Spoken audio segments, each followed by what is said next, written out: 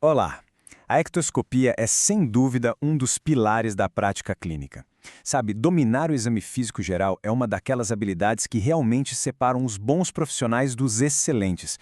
É a verdadeira arte de observar e interpretar os primeiros sinais que o paciente nos apresenta, muito antes de qualquer exame de laboratório ou de imagem.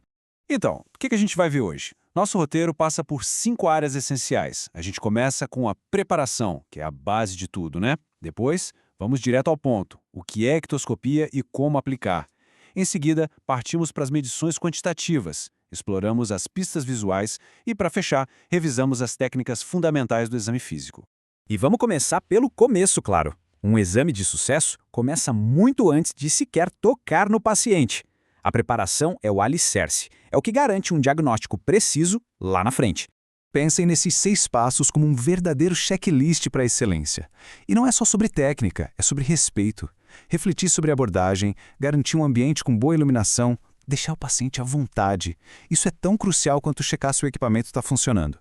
E olha, definir a sequência do exame demonstra organização e transmite uma segurança enorme para o paciente.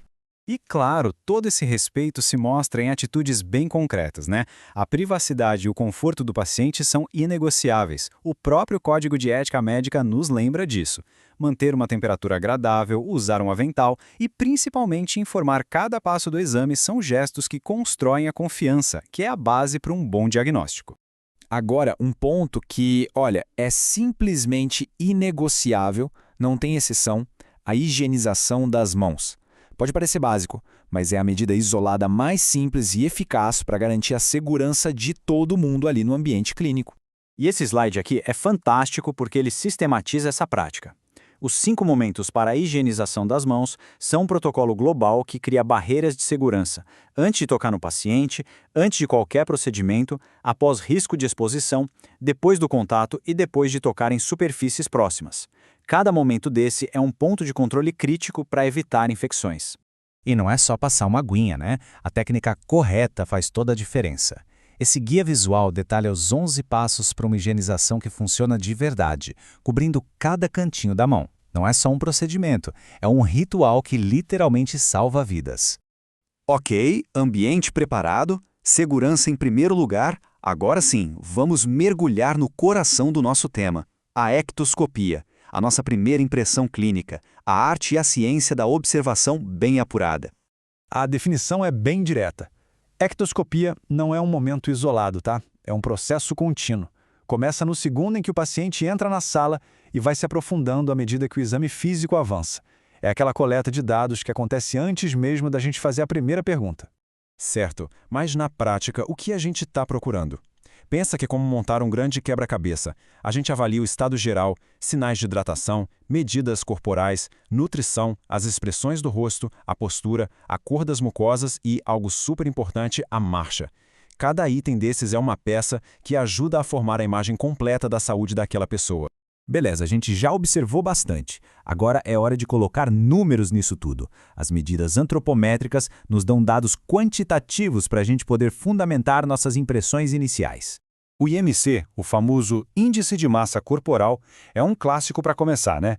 Essa tabela ajuda a gente a ter uma noção rápida do estado nutricional. Por exemplo, um IMC abaixo de 18,5 indica baixo peso.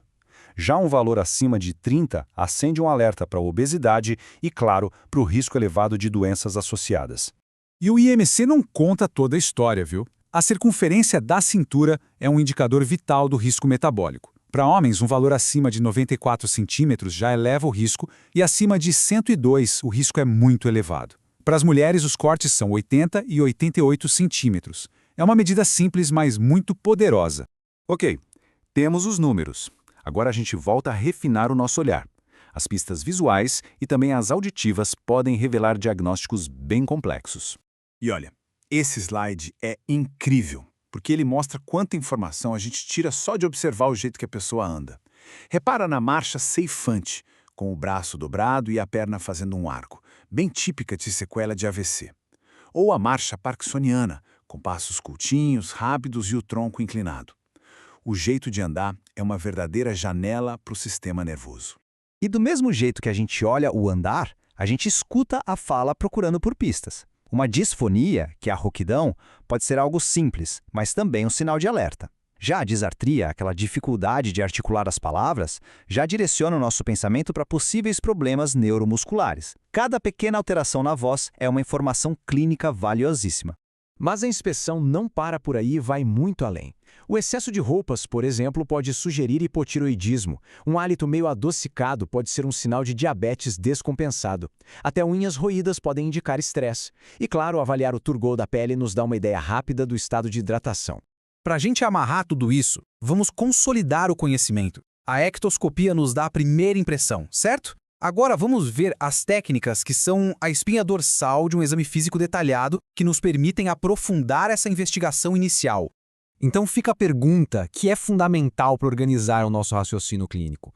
Quais são essas técnicas que nos permitem ir mais fundo na investigação? E a resposta está aqui. Os 4 pilares. A inspeção, que é a arte de ver. A palpação, a habilidade de sentir. A percussão, a técnica de tocar para gerar sons e saber o que eles significam. E a ausculta, a capacidade de ouvir com a ajuda do estetoscópio. Dominar essa sequência é como aprender a linguagem não verbal do corpo humano. Então, o que a gente precisa levar daqui é o seguinte: a ectoscopia é o ponto de partida de todo raciocínio diagnóstico. É a base de tudo que vem depois. E para encerrar, fica essa reflexão.